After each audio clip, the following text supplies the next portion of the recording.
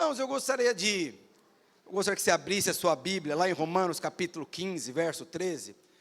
Nós passamos aí 21 dias jejuando, nós estávamos jejuando sobre o tema da palavra que nós recebemos para esse ano, que é a restituição de A a Z. E nós precisamos entender que a primeira coisa que, depois que você aceita Jesus, depois que você tem uma experiência com Jesus, tem certas coisas que não têm mais valor na sua vida. E o que nós aprendemos na primeira semana? Que quando Adão, ele saiu do jardim do Éden, ele não perdeu carro, ele não perdeu dinheiro, ele não perdeu casamento, ele não deixou de ter filho, ele perdeu a coisa mais importante da sua vida, ele perdeu a comunhão com o Senhor, ele perdeu a vida de Deus. E acredite em mim, se você está passando por alguma dificuldade, que a gente sempre fala, não, se o meu cônjuge fizer aquilo, se meu patrão fizer isso, se o governo, acredite em mim, o que você precisa é do poder de Deus, você precisa da vida de Deus, aí está a resolução dos seus problemas. Mas pastor, eu não acredito. Coloque o Senhor em teste, que você vai ver como que você precisa do poder de Deus. Mas a minha esposa, meu marido, minha mãe, meu pai, não. Você precisa do poder de Deus. Ele resolve o que você não resolve. Ele convence aquela pessoa que você não consegue convencer. É o poder de Deus. Mas é interessante que, então você percebe que, na verdade, eu tô aqui, eu assumi o Tatuapé, fazem 6 anos. Eu acho que eu estou como pastor de forma integral por conta do crescimento da igreja, eu acho que 3 ou 4 anos. 4 anos eu assumi o Tatuapé de forma integral por conta do crescimento da igreja. Mas uma coisa que na verdade eu percebi nesse tempo, assumindo a igreja de forma integral, é que nós esquecemos uma coisa muito importante. Nós esquecemos a eternidade. Porque na verdade a eternidade para muitos que amam o Senhor, caiu no esquecimento. E quando a eternidade cai no esquecimento, no seu coração e no meu coração, porque você tem um destino, você tem um propósito. E quando você acha que o seu destino é ter uma empresa bem-sucedida, meu irmão, você, como diz Paulo, você é a pessoa mais infeliz do mundo. Se você acha que o seu propósito de vida é casar, se você acha que o seu propósito de vida é buscar a cura de uma doença, isso não é propósito de vida de ninguém, meus irmãos. Mas isso, na verdade, é consequência da vida cristã. Isso é consequência de um relacionamento íntegro com o Senhor. Você pode ter certeza que pessoas que amam o Senhor, eles prosperam em todas as áreas da sua vida. Como aqui eu falei no começo, as bênçãos vão te seguir, porque é a vida de Deus te seguindo. Então, o que eu e você precisamos é da vida de Deus, da vida de Deus. E o que eu mais percebi nesse tempo que eu assumi é isso, que muitas vezes nós esquecemos a eternidade. Aquilo que nós não podemos esquecer, nós esquecemos. E um homem que não tem projeto, não tem um alvo, ele é um homem com certeza destinado ao fracasso. Porque o nosso destino é a eternidade. E quando o seu destino é a eternidade, meus irmãos, você não desvia o seu foco por nada. Você vai perceber que você vai crescer de uma forma exponencial. Você vai perceber que a vida, a unção sobre a sua vida, ela vai se manifestar de uma forma exponencial. Mas nós precisamos entender, o nosso destino é a eternidade. Mas muitas vezes nós andamos como se não houvesse a eternidade. Vai haver eternidade.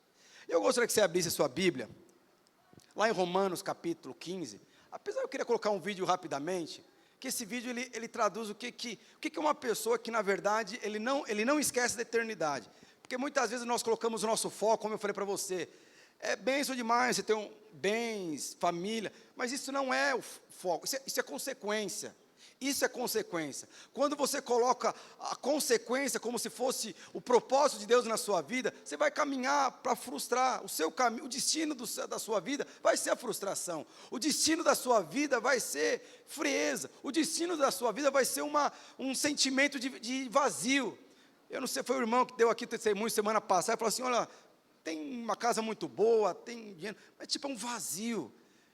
Esse vazio só pode ser preenchido pelo Senhor. E o que eu gostaria de falar, mostrar esse vídeo rapidamente, aí fala na verdade, de um senhorzinho, que ele nunca esqueceu da eternidade na sua vida. E olha só o que aconteceu com ele e com as pessoas ao redor dele. Só apaga aqui isso mesmo. Vamos lá. Veja esse vídeo comigo. Eu aprendi uma coisa. Quem me ensinou foi um diácono de 72 anos, irmão Zé Maria.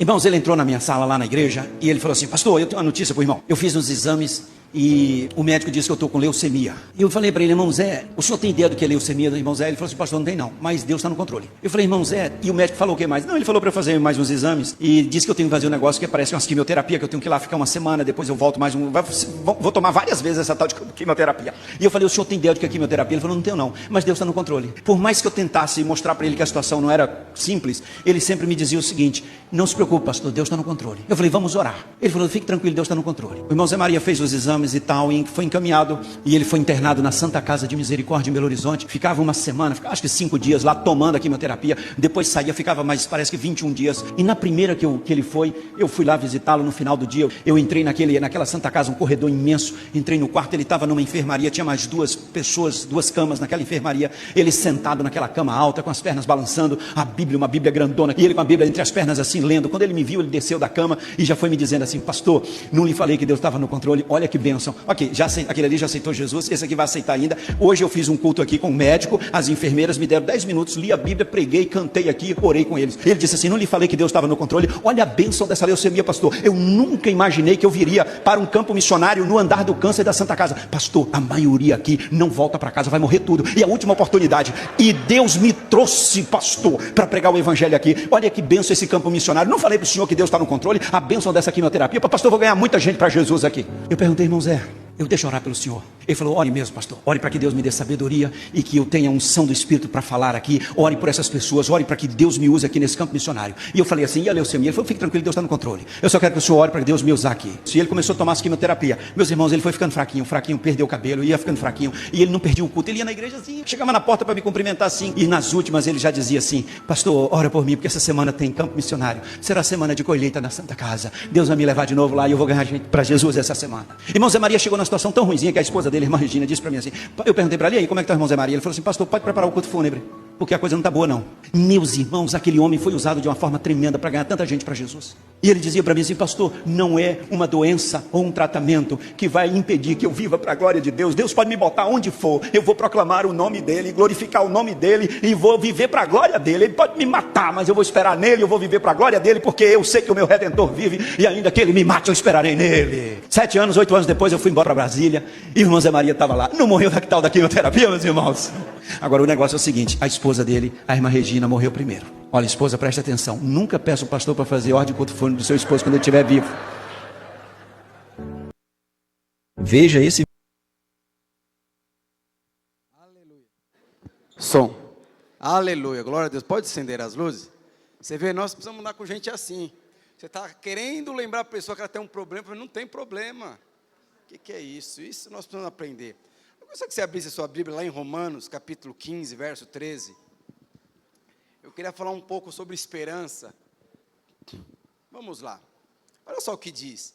E o Deus da esperança vos encha de todo o gozo. O que é gozo? É alegria. E de paz. Alguém aqui precisa de alegria? Fala para mim, você precisa de alegria?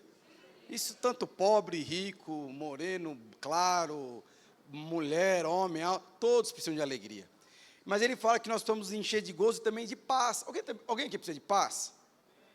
Porque às vezes tem muito dinheiro, mas não tem paz. De gozo e alegria no vosso espírito, para que sejais ricos de esperança no poder do Espírito Santo. Gostaria de falar um pouco sobre isso, mas é interessante que que é um quebra-gelo, eu lembro que eu acompanhava um casalzinho de recém-casados, e eles falavam que eles tinham muita alegria, muita paz no casamento, né? Viajar, montar, não sei o quê. Mas tinham alegria também, mas eles falavam assim, chegou um momento que eles perderam a alegria, porque eles iam para a célula, eles viam um casalzinho ali com criança, e eles mesmos não tinham criança, porque eles eram recém-casados. Então eles falavam que eles tinham muita paz, tal, não sei o quê, mas eles não tinham alegria, porque eles queriam ter filho. E eles iam para a célula, vinham para a igreja, e via lá as pessoas com filho, com criança, correndo. É bem demais ver os filhos correndo para lá, para cá.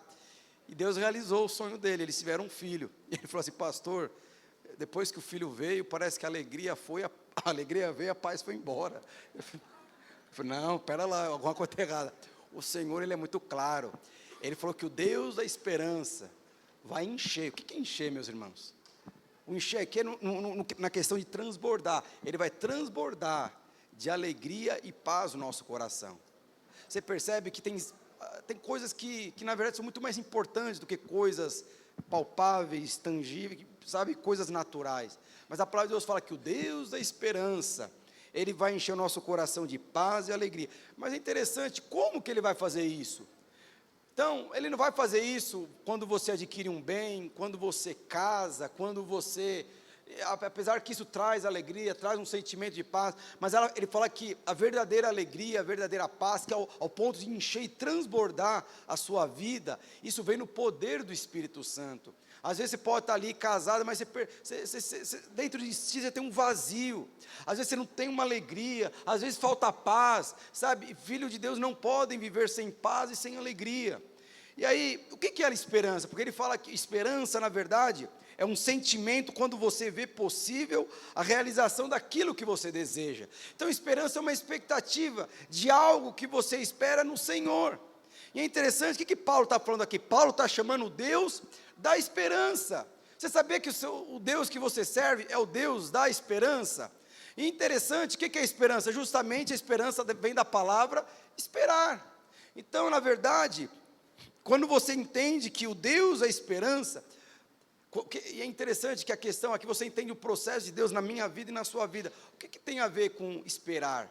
O que acontece quando você espera? Aí você percebe que é o modo operante do Senhor na minha vida e na sua vida. Quando você espera, o que acontece com a sua vida? Quando você espera no Senhor, o que acontece com você? A palavra de Deus fala, o seu coração se enche de alegria e de paz. Quando você espera no Senhor. O que acontece quando você espera no Senhor? Há uma coisa ativada no seu espírito. O que é ativado? Fé. Então, quando você espera no Senhor, porque você confia no Senhor, o que acontece? Você é rico em esperança e automaticamente você é rico em fé. E por que essas duas coisas vai levar tudo isso? O que vai sustentar isso o quê? É porque você ama o Senhor. Mas por que Deus trabalha dessa forma? Por que Deus trabalha? Ele é um Deus que espera. E nós somos uma geração que não gostamos de esperar. Aí você recebe uma palavra que Deus vai fazer alguma coisa na sua vida, mas você, como não entende o tempo e o modo de Deus, você quer realizar essa palavra de Deus sobre a sua vida de uma forma no seu braço.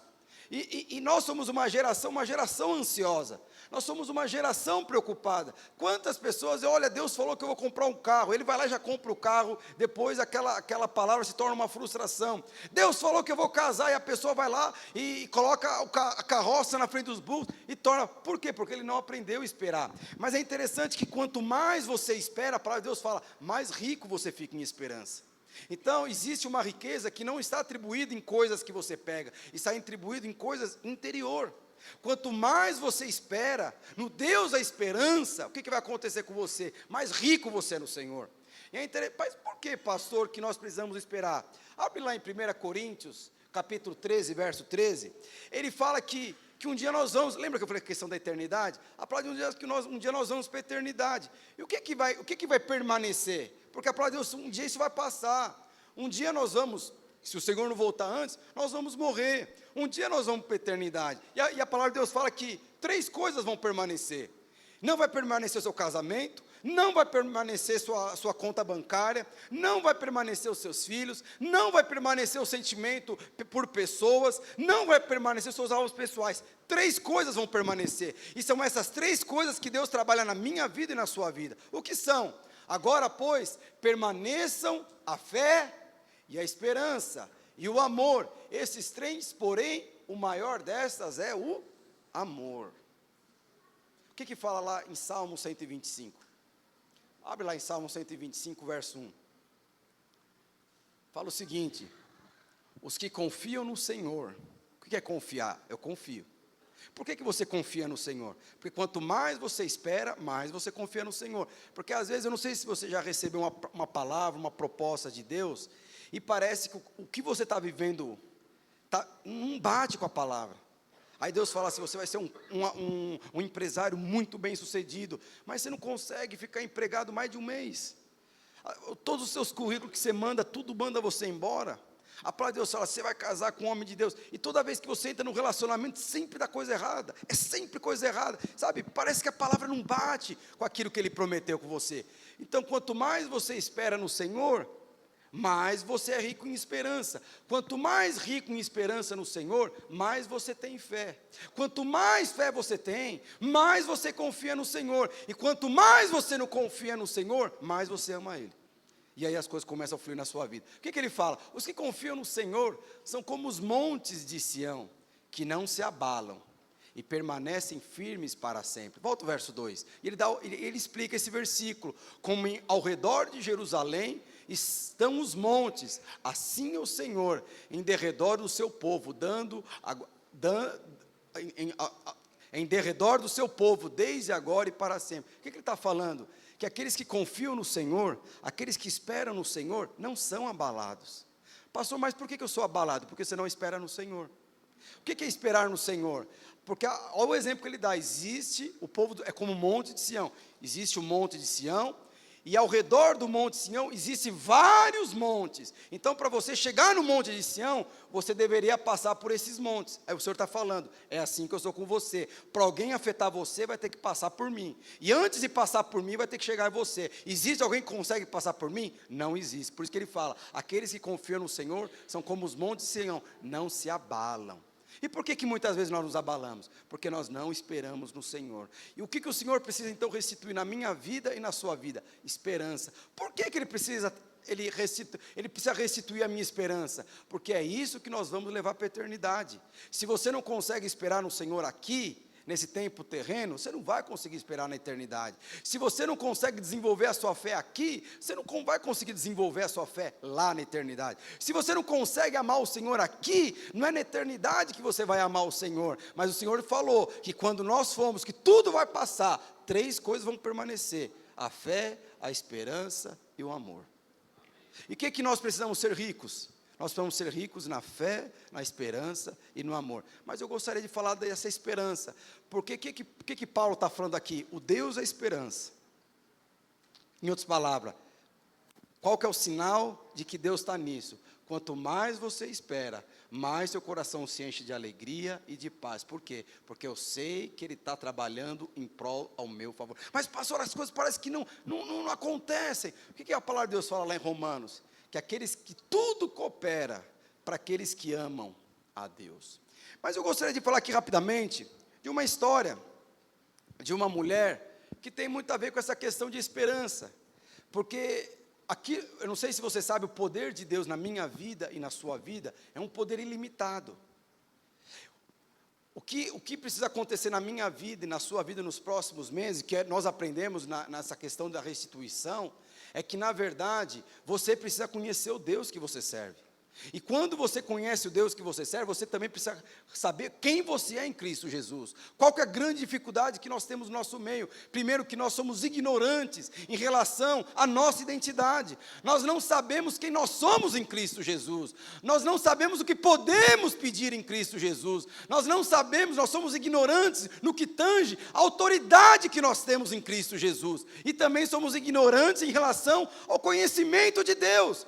Aí, eu não sei se vocês leram o livro na semana de ontem, fala da história de Jó. Jó foi um homem, a palavra de Deus fala que Jó era uma pessoa íntegra, era uma pessoa próspera, era uma pessoa temente a Deus.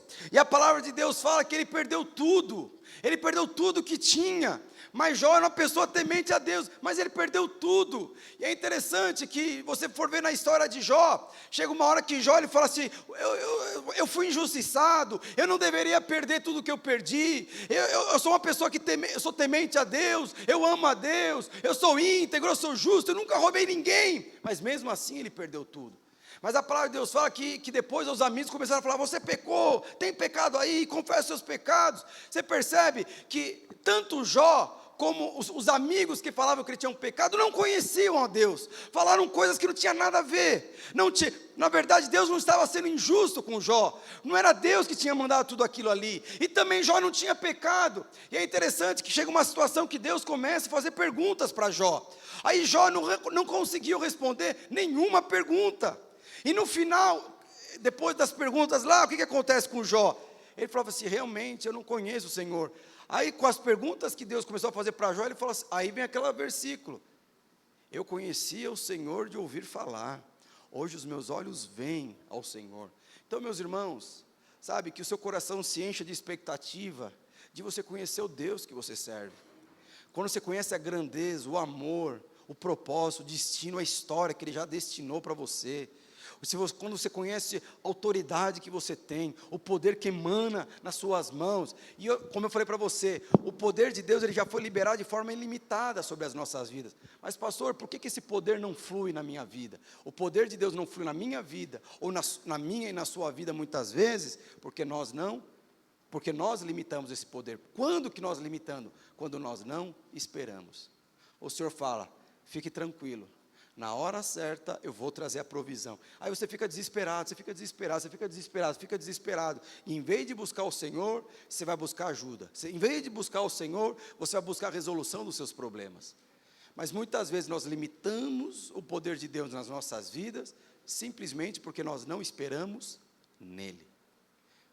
E eu gostaria de falar aqui rapidamente sobre a história aqui de uma mulher, muitos aqui conhecem, mas eu quero falar nesse aspecto, desse princípio, da esperança, do Deus da esperança. Lá em 2 Reis, capítulo 4, verso 1, fala o seguinte, certa mulher das mulheres dos discípulos do profeta, clamou a Eliseu dizendo, meu marido, teu servo morreu, e tu sabes que ele temia o Senhor, é chegado o credor, para levar aos meus filhos, para serem escravos.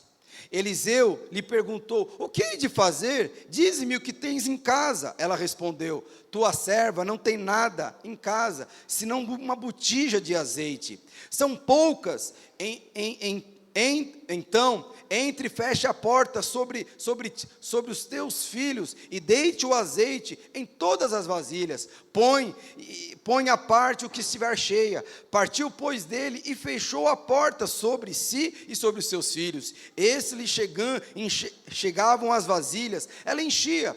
Cheias as vasilhas, disse ela a um dos seus filhos, chegue mais, aqui mais vasilhas. Mas ele respondeu, não há mais vasilhas nenhuma, e o azeite parou. Então foi ela saber ao homem de Deus e disse, vai, vende o azeite, paga a tua dívida e viva do resto. Meus irmãos, eu queria aqui, rapidamente falar aqui, o que é ter esperança no Senhor? É interessante que a primeira coisa que nós aprendemos com essa mulher, porque essa mulher é uma mulher que de alguma forma ela temia o Senhor, ela perdeu o marido dela. Quem que era o marido dela? O marido dela era um profeta, era um discípulo do Senhor. O que isso tem a ver? Isso tem a ver que, mesmo você amando ao Senhor, sendo crente, sendo uma pessoa apaixonada, você também vai passar por crise. Você está me entendendo? Porque a gente acha que muitas vezes nós somos imunes à crise, nós somos imunes à tentação, nós somos imunes a algum tipo de dificuldade, de resistência. Mas aquela mulher, meus irmãos, aquela mulher temia o Senhor. O marido daquela mulher era o profeta do profeta, era discípulo do profeta. E a palavra de Deus fala que ela perdeu o marido. O marido aponta para quem? Apontava para o passado e para o presente dela. E ela falou que por conta de perder o marido, ela entrou em grande dívida. E por que ela, além dela ter entrado em dívida, ela não podia trabalhar no contexto histórico? Os filhos poderiam ser levados como escravos, porque na verdade os filhos apontavam para quem? Para o futuro. Porque os filhos que deveriam trabalhar, provavelmente pela idade, não trabalhavam. Mas os filhos que deveriam trabalhar, não poderiam trabalhar. E seus filhos seriam levados como escravos. E aquela mulher ficou desesperada. Mas o que a palavra de Deus fala para aqueles que amam a Deus? A palavra de Deus é muito, lá em Romanos, Paulo ele fala que tudo coopera. O que é tudo, meus irmãos? Define o que é tudo. Ele fala, tudo coopera para aqueles que amam a Deus, segundo o teu propósito. Então, na verdade, o que o Senhor está falando? Que o Deus que nós servimos, Ele é um expert em transformar um limão numa limonada. Ele vai pegar aquilo que está passando, às vezes uma tribulação, perseguição, uma circunstância que dificilmente, naturalmente falando, você não consegue resolver, mas o Senhor fala, porque você ama Ele, Ele vai reverter isso em bênção na sua vida. E porque aquela mulher amava o Senhor, como seu marido amava o Senhor converteu toda aquela situação de desespero. Ali havia um desespero. Uma mulher que não podia trabalhar, uma mulher endividada, e uma mulher que tinha filhos que seriam levados como escravo. Mas aquela mulher, o que ela fez? Ela foi buscar o Senhor. E é interessante que a segunda coisa que acontece aqui, quando ela ficou em crise, ela não ficou descabelada. Ela não foi ficar desesperada, difamando a terra. Infelizmente é muito comum nós vermos no nosso meio pessoas difamando aquilo que Deus fez na sua própria vida. Às vezes chega um jovenzinho e fala, Deus falou que eu vou casar com a irmãzinha, e casa com a irmãzinha. Aí passa alguns meses, passa alguns anos, o casamento não está bom. Aí o que acontece? Começa a difamar o quê? O casamento. Como que assim? Você acha que Deus ia enviar uma pessoa realmente para te fazer se tornar uma pessoa infeliz? Sabe, às vezes Deus vai lá e te insere numa igreja. Às vezes Deus coloca na sua vida pessoas para falar na sua vida. Às vezes está pedindo lá para o Senhor, Senhor, pelo amor de Deus, me ajuda. E Deus vai enviar uma pessoa no seu âmbito familiar, um homem de Deus, uma mulher de Deus, para de alguma forma te ajudar. Mas de repente ele começa a falar algo que você não espera. Mas ele começa a falar algo que você precisa. Nessa hora, o que muitas vezes nós falamos? Difamamos a terra.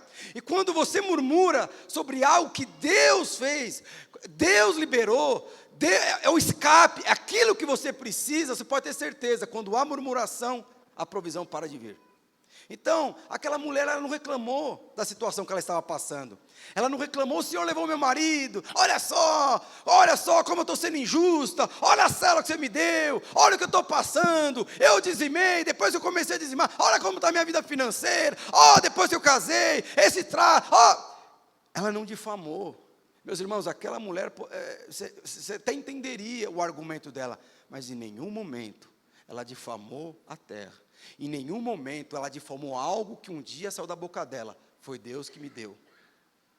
Eu vejo tantas pessoas que entram pede para o Senhor abrir uma porta de emprego, o Senhor abre uma porta de emprego.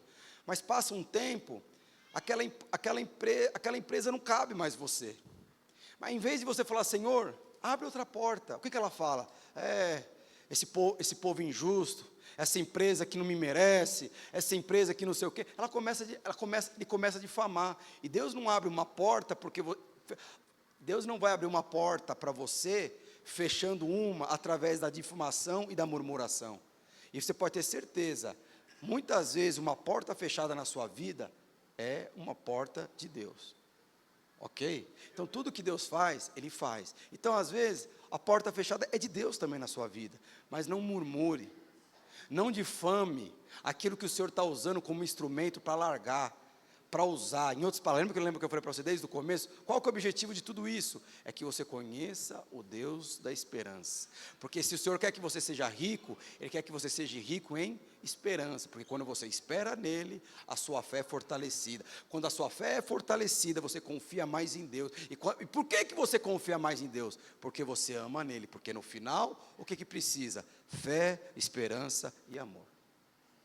E aí, então, é a terceira coisa que acontece, que a mulher foi pedir lá para o profeta, Senhor, pelo amor de Deus, me ajuda. Alguém aqui já veio pedir ajuda desesperada para o obreiro? Porque tem umas ajuda que é cabeluda, que nem fala assim, olha assim, eu não sei, nem sei se Deus pode, é só o Senhor mesmo.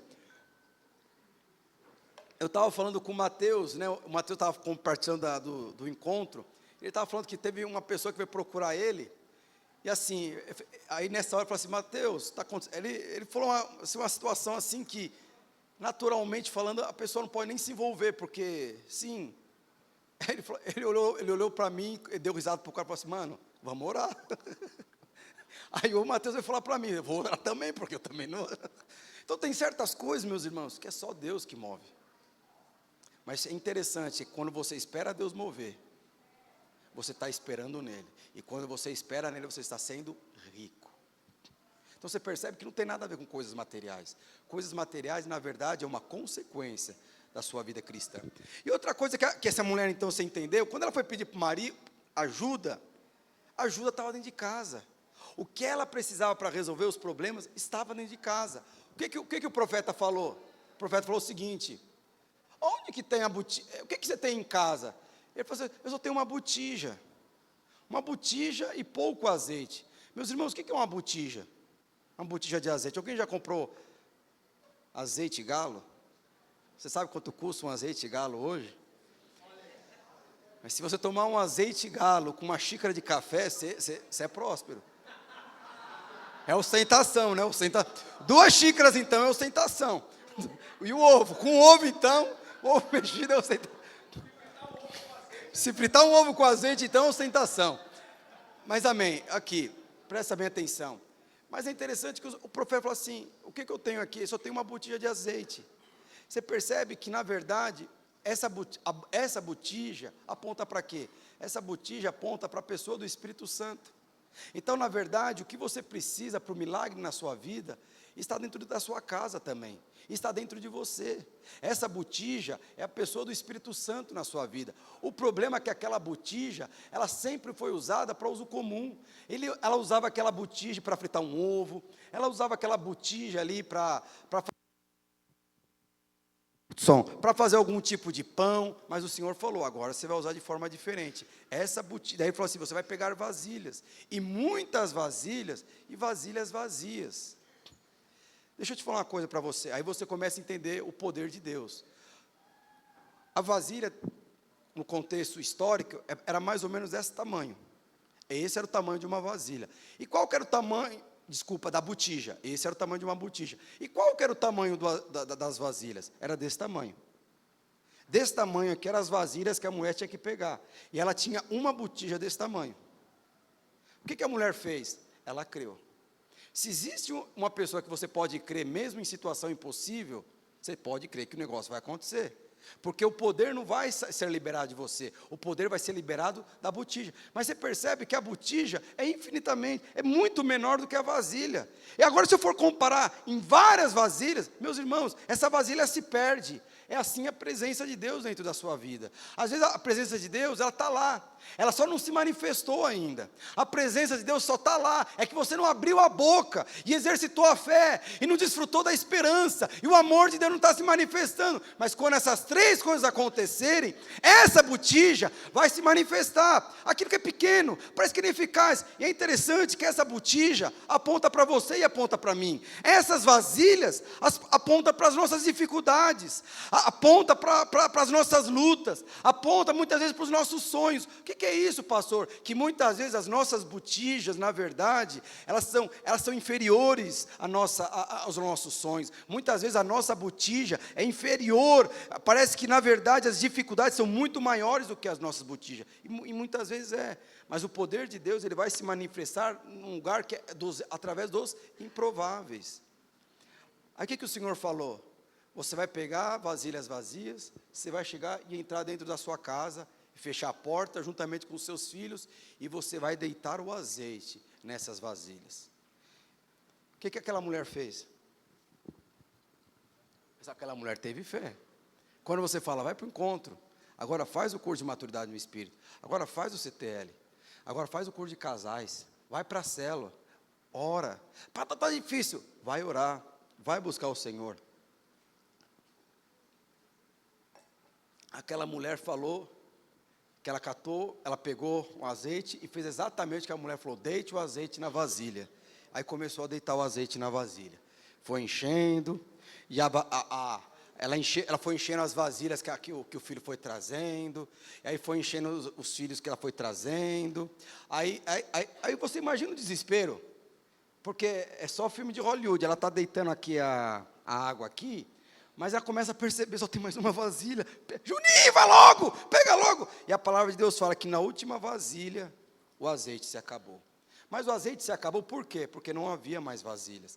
Vasilhas vazias aqui, muitas vezes, aponta para quê? Aponta para a sua expectativa no Senhor.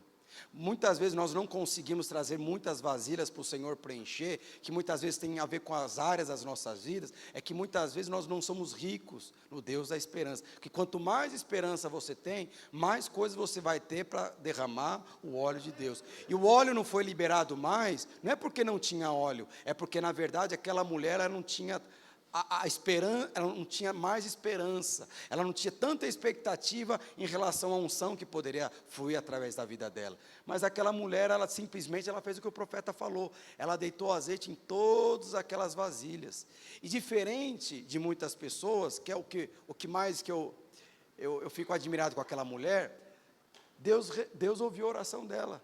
Quantas pessoas chegam diante de Deus, Senhor, muda o meu casamento, Senhor, faz uma virada na minha vida financeira, Senhor, traz um milagre na minha vida, Senhor, hoje eu tenho tanto medo, Senhor, abre a porta de um emprego para mim, Senhor, resgata o meu filho no meio das drogas, Senhor, sabe tantas coisas que nós oramos, o Senhor ouviu a oração daquela mulher, e quando Deus ouviu a oração daquela mulher, o que aconteceu? Aquela mulher não pediu para Deus restaurar o seu casamento, e depois que Deus restaurou o seu casamento, ela foi desfrutar do seu casamento. Ela não pediu para Deus, Senhor, faz um milagre financeiro na minha vida, e depois foi desfrutar do dinheiro que Deus colocou na sua conta bancária. Ela não falou, Senhor, restaura a vida do meu filho, e depois vai viajar com o filho ao mundo afora. O que ela fez? Depois que Deus restituiu tudo aquilo que ela havia perdido, ela não foi desfrutar da bênção, ela voltou para Deus e falou, agora, Senhor, o que eu vou fazer com esse casamento que o Senhor me deu? O que o Senhor vai fazer com essa conta que o Senhor restituiu? O que o Senhor vai fazer com esse meu filho que foi salvo? O que você vai fazer com essa liderança que o Senhor colocou na minha vida? Aí o Senhor falou, você vai pagar toda a sua dívida, e você vai viver do resto.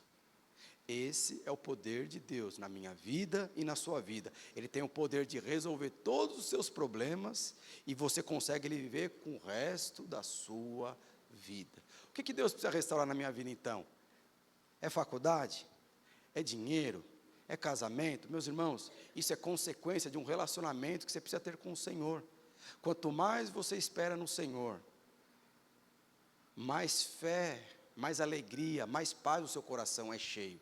E quanto mais cheio de alegria e fé, mais cheio de alegria e paz você tem dentro do seu coração, mais fé você é cheio. E por que nós fazemos isso? Porque nós confiamos no Senhor. E por que nós confiamos no Senhor?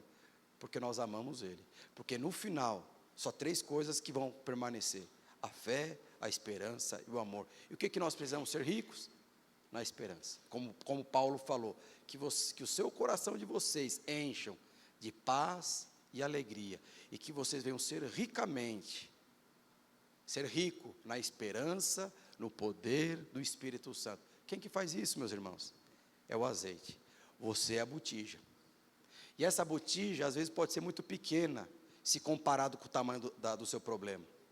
Você, às vezes, pode ser muito pequeno, se comparado com o sonho que Deus colocou na sua vida.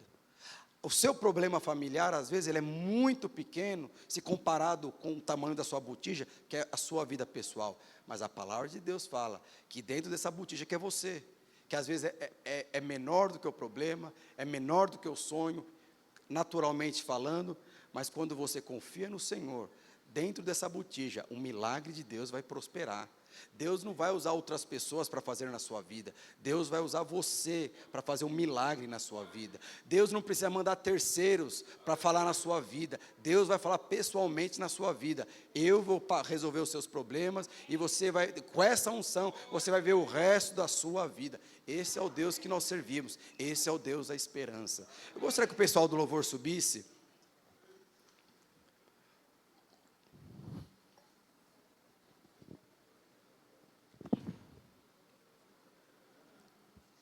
É interessante que aquela mulher, como eu falei para você,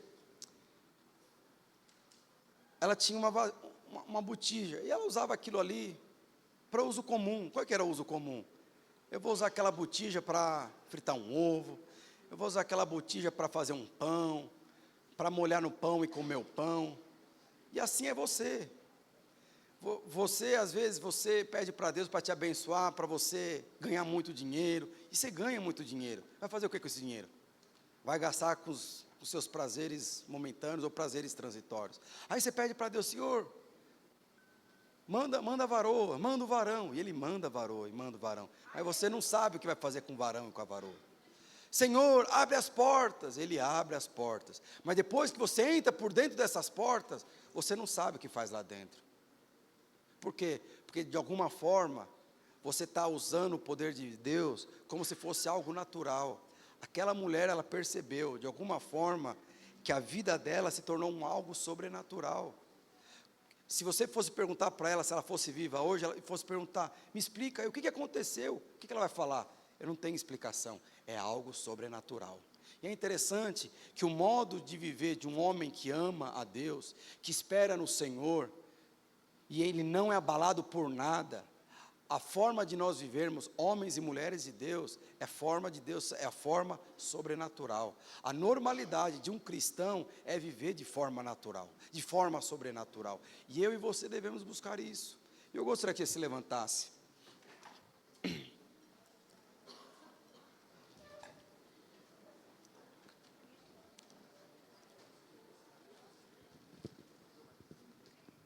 Eu queria terminar esse jejum